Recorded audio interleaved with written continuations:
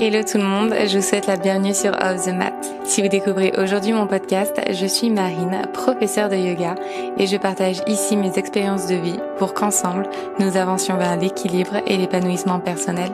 Je vous souhaite une très belle écoute. La culpabilité, c'est un sentiment qui est, je crois, très présent dans notre société. C'est un sentiment qu'à un moment dans notre vie, on a tous et toutes ressenti, et c'est probablement un sentiment que toi qui m'écoutes ressens encore et ressens peut-être régulièrement. Peut-être même que c'est quelque chose que tu portes avec toi, en toi, depuis de nombreuses années. Parce que la culpabilité, finalement, c'est un sentiment qu'on va ressentir quand on va avoir cette sensation finalement d'aller à contre-courant et de pas être dans ce faire, de pas être dans ce plus. Souvent, on culpabilise, en tout cas moi c'est mon cas, on va culpabiliser de pas travailler, de s'octroyer une pause, alors qu'on devrait être en train de travailler alors qu'on a des choses à faire. On va culpabiliser d'avoir des enfants et d'avoir envie de partir seul en vacances. On va culpabiliser de se faire plaisir en allant au restaurant ou tout simplement en se faisant plaisir tout simplement chez soi, alors que on aimerait, je sais pas, manger sainement parce que tout le monde mange sainement, parce qu'on a envie de perdre 1 ou 2 kilos, je sais pas.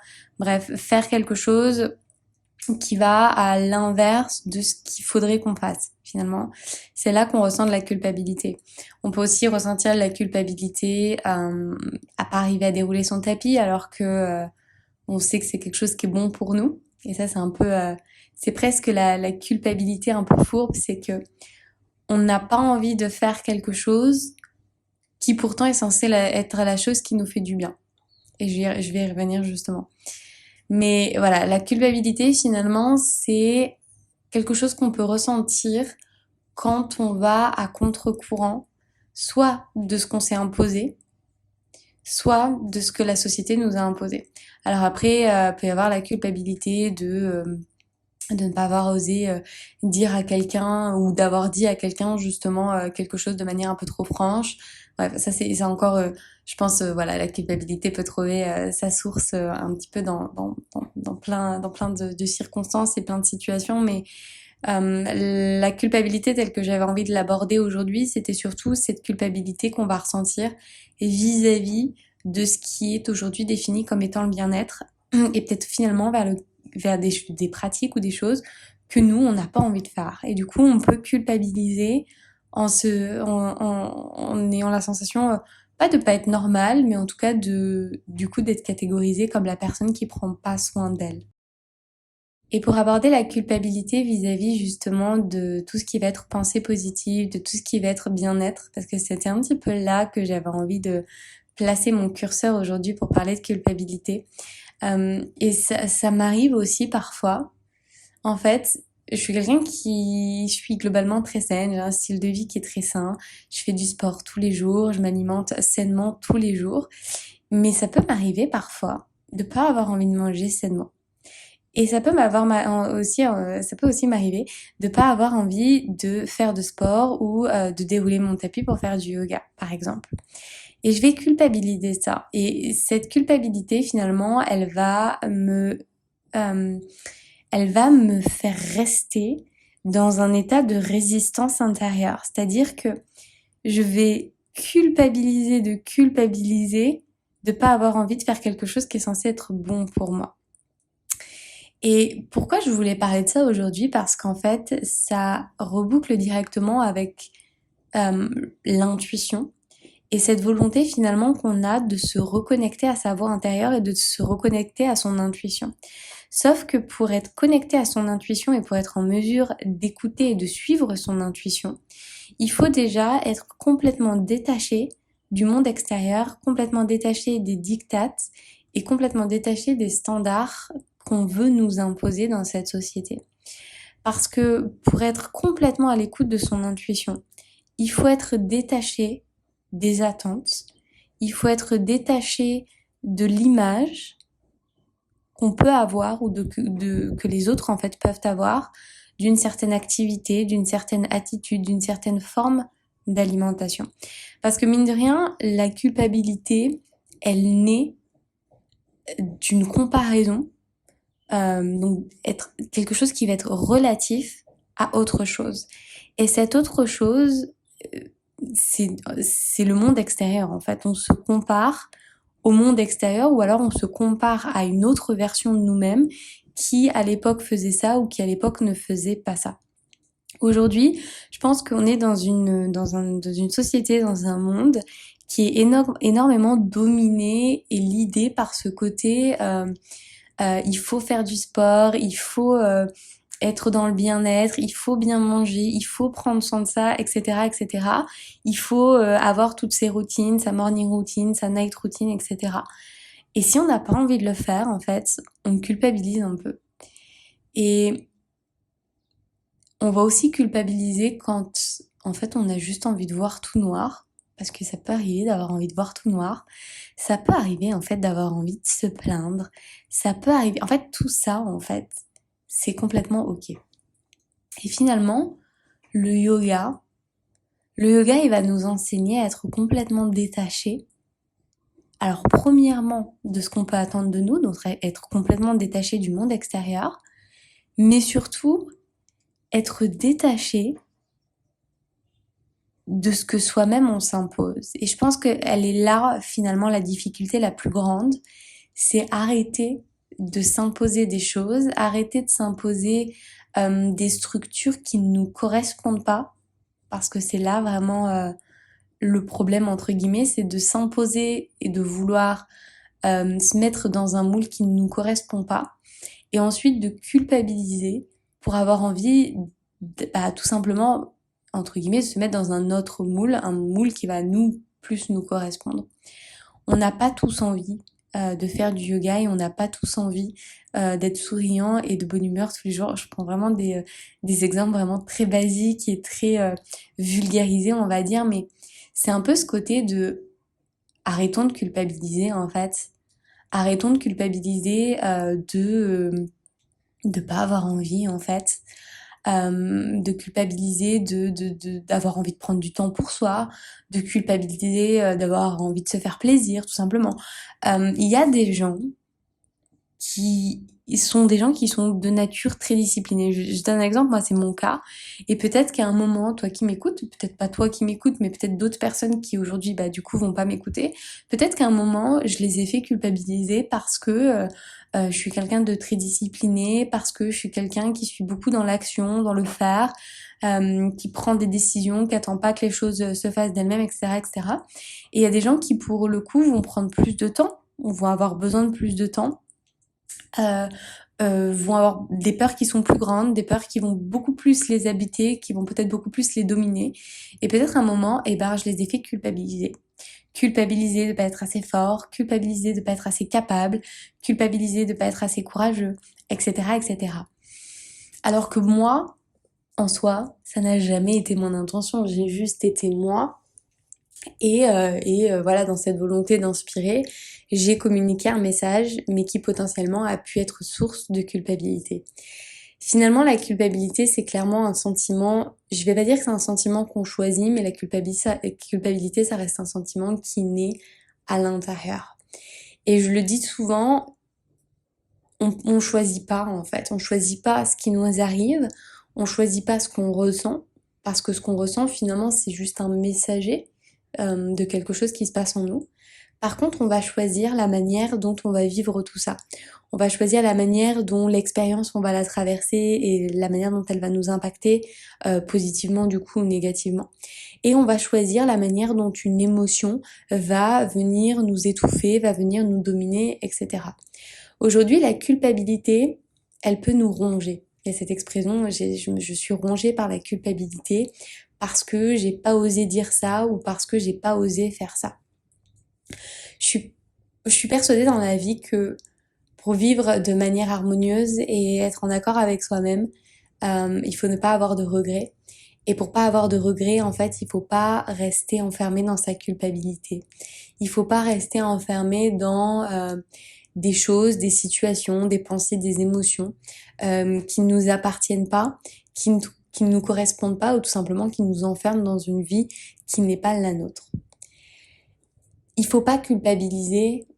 Alors j'aime pas trop cette tournure de phrase de il ne faut pas, mais c'est vrai, il ne faut pas culpabiliser tout simplement de ne pas être comme ce qu'on voit.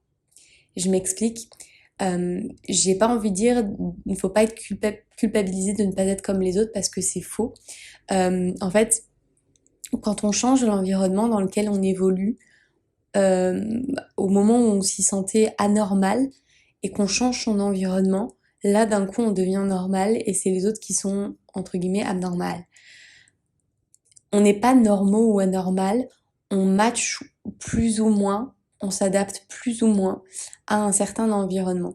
Donc si aujourd'hui finalement tu te sens pas bien dans l'environnement dans lequel tu es, si tu ne te sens pas normal dans l'environnement dans lequel tu es, si tu culpabilises de ne pas arriver finalement à faire les choses que les autres autour de toi font, eh ben c'est peut-être tout simplement que t'es pas là où tu es censé être et que ce moule dans lequel tu as voulu te fondre ou dans lequel on t'a fondu par la force des choses, que ce soit par le travail, par la famille, etc., tout simplement le chemin de vie qui nous a amené à ce point-là, eh ben il faut pas culpabiliser au sens où ça veut tout simplement dire que c'est pas cette boîte-là, entre guillemets, qui te correspond à toi. C'est très intéressant parce que moi, en voyageant et en changeant justement d'environnement comme ça, je me suis rendu compte qu'il y avait une manière de vivre qui était la manière dont je vivais pendant des années. Et il y avait une autre manière de vivre qui est cette nouvelle manière que j'ai découverte par le voyage et par les nouvelles communautés que j'ai rencontrées, par des manières de travailler qui sont différentes, par des manières de vivre qui sont différentes tout simplement. Moi aujourd'hui, je voyage d'une manière qui me semble complètement classique, standard, parce que les gens autour de moi font tout ça. Mais pour mon ancienne vie, on va dire, eh ben c'est complètement fou, c'est complètement déconnecté de la réalité, etc. Mais finalement, dans ma réalité, dans ma nouvelle réalité à moi, ça reste quelque chose qui est devenu qui est complètement classique. Souvent, on culpabilise parce que on a la sensation de pas mériter aussi, tout simplement. Moi, je sais que j'ai tendance à culpabiliser quand je m'offre des choses. J'ai tendance à culpabiliser quand je prends du temps pour moi. Je culpabilise quand je dépense plus que nécessaire. Est-ce que j'en avais vraiment besoin? Est-ce que, etc., etc. Il y a la culpabilité, elle va vraiment naître de blessures.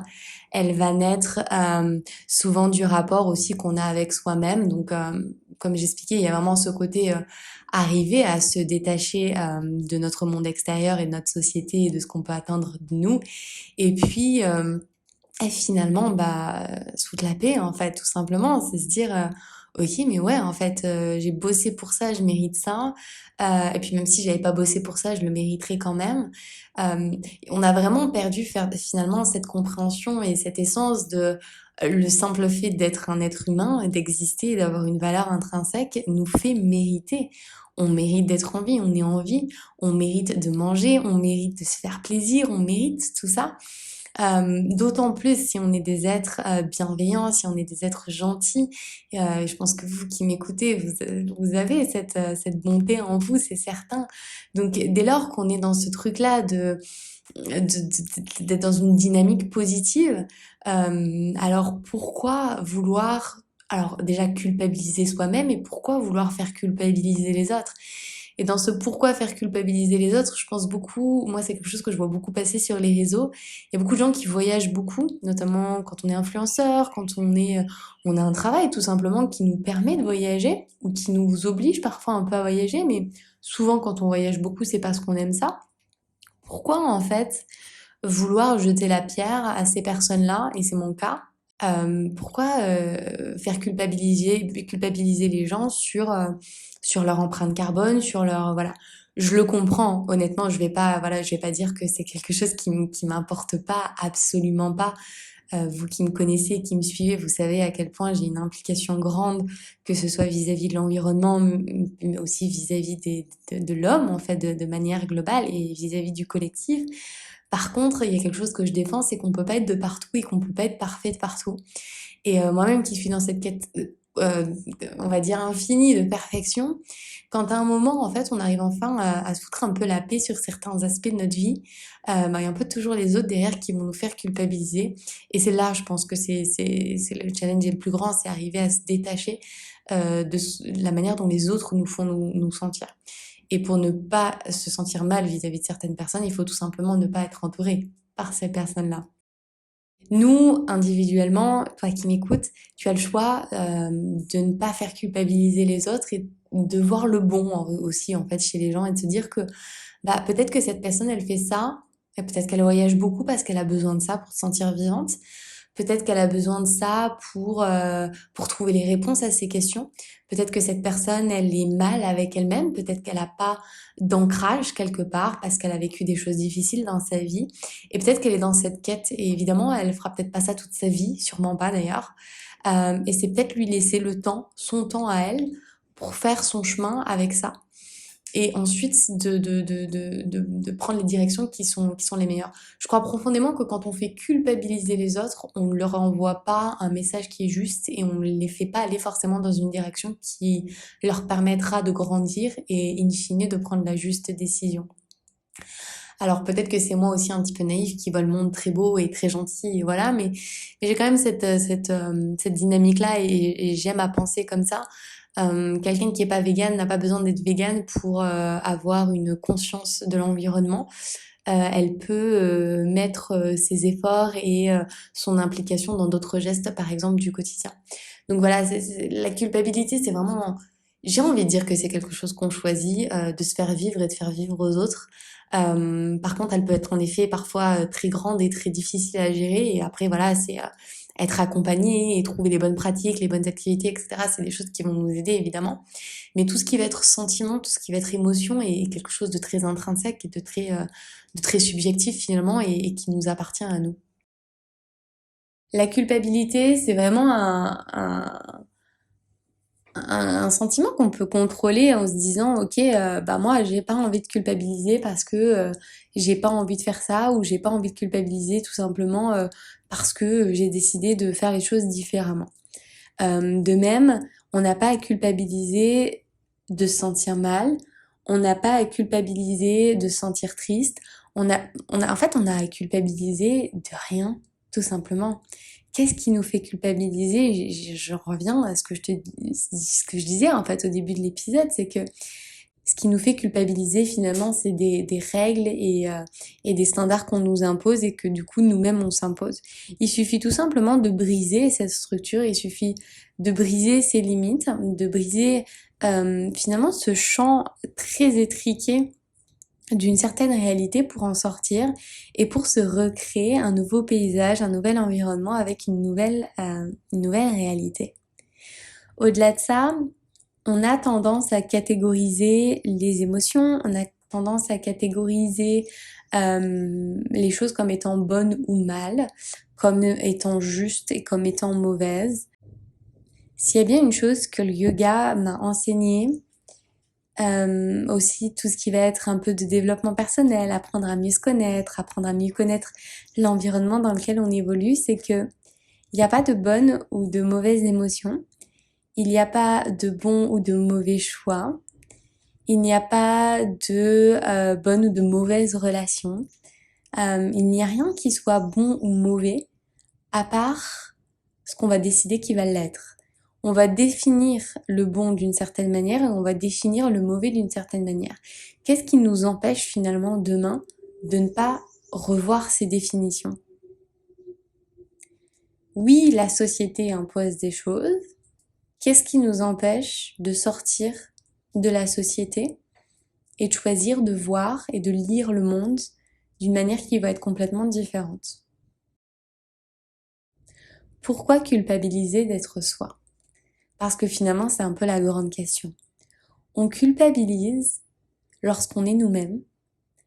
On nous encourage à se reconnecter à notre intuition. On nous dit qu'il faut être connecté à notre intuition, qu'il faut être en connexion totale avec soi. Mais une fois qu'on est en connexion avec cette intuition, qu'on se dit ok, là je sens ce dont j'ai besoin, ce dont j'ai pas besoin, et je culpabilise de pas faire ce que j'aurais dû faire. Et encore de cette tournure de j'aurais dû, mais qui aurait dû et pourquoi on aurait dû, en fait. Et c'est là que c'est intéressant aussi d'entendre les termes que soi-même on utilise. Non, je devrais faire ça. Non, ce serait peut-être mieux que je fasse ça. Moi, je suis quelqu'un, par exemple, comme je le disais, de très dans le faire, de très discipliné. Et j'ai tendance à beaucoup culpabiliser quand je prends du temps pour moi, à un point tellement que je ne prends pas de temps pour moi. Et dès que je m'offre un petit peu de temps pour moi, et quand je dis un peu de temps, c'est 24 heures, je culpabilise et je vais chercher presque l'approbation par les mots des personnes autour de moi. Par exemple, ah bah ça me fait plaisir si tu viens, ah c'est bien que tu prennes enfin un peu de temps pour toi, etc., etc., etc. Je vais avoir besoin que quelqu'un de proche de moi approuve et se dise, ok, elle abuse pas. Parce que je suis tellement dans ce phare et dans ce truc de me dire que si je ne fais pas, finalement, je perds du temps, ou si je ne fais pas, je ne suis pas j'avance pas, en fait, tout simplement dans ma vie. Et puis, il arrive toujours un moment, en fait, où c'est le corps aussi qui nous dit, quand je dis le corps, c'est aussi le corps, le mental, le nerveux, qui nous dit, mais en fait, là, stop, en fait, c'est plus possible, tu vois bien que tu n'y arrives pas. Et là, la culpabilité, on peut arriver à l'amoindrir un petit peu au sens où de toute façon, on n'est pas capable. Mais on devrait pas arriver jusqu'à un point où on sature totalement et on implose finalement complètement. On devrait arriver à démocratiser, pour pas dire banaliser, prendre du temps pour soi. Euh, Avoir des enfants ne veut pas dire qu'on doit tout faire avec ses enfants. Être en couple ne veut pas dire qu'on doit tout faire en couple. Avoir un meilleur ami, une meilleure amie ne veut pas dire qu'on doit tout faire avec cette personne, etc., etc. Il n'y a pas à culpabiliser de vouloir faire les choses pour soi. Dès lors, je pense qu'on est en mesure de trouver un équilibre et de se dire, ok, là, je prends du temps pour moi parce que je sais que ça va me permettre de me régénérer et que ça va me permettre ensuite derrière d'être une meilleure version de moi-même. Là, je présente à ma partenaire le fait que j'ai envie de prendre du temps pour moi toute seule ou à mes enfants que je vais faire un voyage seule parce que j'en ai besoin et parce que je suis aussi un individu à part entière et que c'est important pour moi que j'ai ces moments seuls. Clairement, c'est un travail qu'on va faire sur soi-même, de se dire ok, je mérite, j'ai le droit de sortir de tout ça, j'ai le droit de sortir de je donne, je donne, je donne pour enfin se donner à soi-même. Et ensuite de ça, si je place l'intention avec l'idée de se dire, ok, moi je vais être connectée à mon intuition, si demain je m'impose de rester dans cette structure finalement sociétale qui va être de faire les choses à gauche alors que finalement mon intuition me demande d'aller à droite, ensuite c'est à soi-même en fait qu'on peut se faire le reproche. Je pense sincèrement que la culpabilité elle naît dans cette résistance là où finalement l'intuitif on l'a, on y est connecté et le mental, la version passée de nous-mêmes nous enferme en fait dans cette version passée de nous-mêmes et nous pousse à culpabiliser de pas faire ce qu'on aurait dû faire ou ce qu'on avait l'habitude de faire. Et finalement, c'est avoir cette force, trouver cette force intérieure pour suivre son intuition. Il ne faut, je le répète, il ne faut pas culpabiliser. Et pour ne pas culpabiliser, il faut vraiment faire ce travail c'est important de faire ce travail sur soi-même. La culpabilité, c'est donc un sentiment, c'est donc une émotion. C'est quelque chose qui nous traverse, mais c'est pas quelque chose qui nous définit. La culpabilité, c'est quelque chose qui peut nous habiter, c'est quelque chose qu'on a le droit de ressentir, mais c'est pas quelque chose qu'il faut laisser prendre le dessus sur nous. C'est quelque chose qu'il faut apprendre à gérer. Le yoga va nous aider à ça. En fait, il va nous accompagner vers entendre, comprendre, gérer ses émotions pour ensuite pouvoir utiliser ces émotions à bon escient et surtout arriver à se créer à soi-même une structure de vie qui va nous permettre de trouver notre propre équilibre. On est tous des individus à part entière et on va tous avoir besoin d'un équilibre qui va être différent. Je serais très curieuse et très intéressée de savoir en commentaire de cet épisode si ça vous est déjà arrivé tout simplement de culpabiliser en consommant du contenu qui est censé être un contenu positif. Est-ce que ça vous est déjà arrivé de culpabiliser parce que vous vous sentiez un peu déprimé alors on vous rabâchait de cultiver la pensée positive?